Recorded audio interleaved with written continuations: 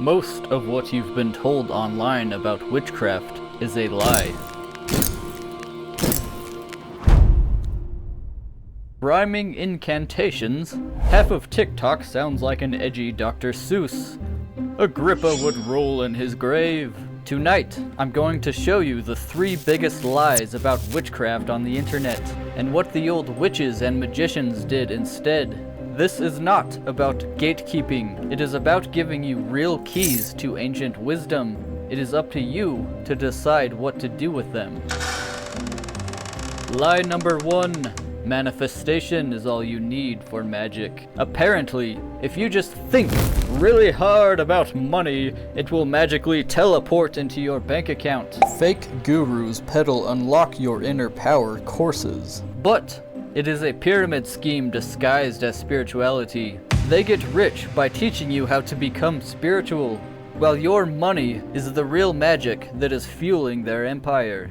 They call it manifestation. I call it capitalism's cruelest joke. If wishing alone created wealth, then every peasant in history would have been a king. Don't get me wrong, thinking positively does bring in positivity. But thinking unrealistically positively is just self-deception, and it collapses into frustration and disappointment. The ancient magicians taught that imagination was the compass, but never the whole journey. Agrippa wrote that it must be bound to ritual, to timing, and to the voices of higher powers if it is to bend reality. That is why they lit incense beneath the stars, and whispered prayers when the planets permitted. For thought alone was but the seed, and magic the soil that made it grow. Yes, thinking positively is nice, but do not expect money to materialize unless your mood board is also a bakery, and your cat is a tax accountant. Lie number 2. Moon water is ancient magic.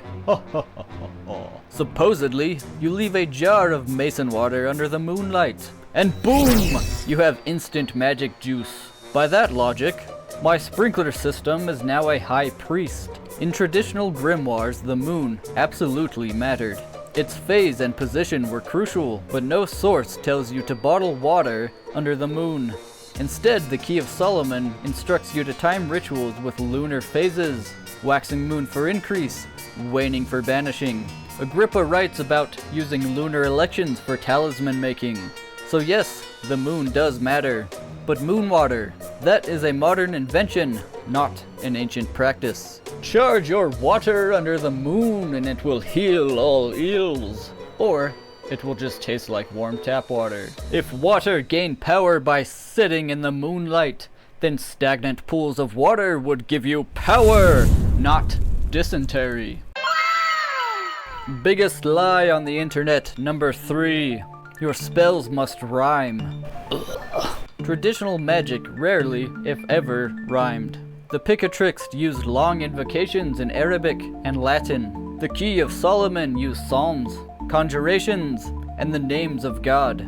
These were not catchy jingles, they were deliberate, powerful words meant to align the magician with higher forces. Rhyme is good for memorization, but it is not what makes the magic work. Precision, timing, and alignment with celestial and spiritual forces is the real power. You may rhyme if you wish, but it is not required, despite what the internet tells you. By fire, by air, and by candlelight, let me manifest a girlfriend tonight. The astral plane called. It laughed, then hung up. So, the next time you see somebody selling moon water on Etsy... Fuck. So, the next time you see somebody selling moon water on Etsy, or chanting like an emo Dr. Seuss, remember, real magic is older, stranger, and much more powerful than the internet wants you to believe. If you are tired of consumerist witchcraft and want the real teachings from the Grimoires, this is your place. Subscribe to Arcanacraft, where we dig into the traditions that actually survived history, not the ones made up last week by somebody who thinks ADHD is a personality trait. Supporting Arcanacraft is like being a noble who supported Paracelsus so he could sniff sulfur and insult the Pope. Bye.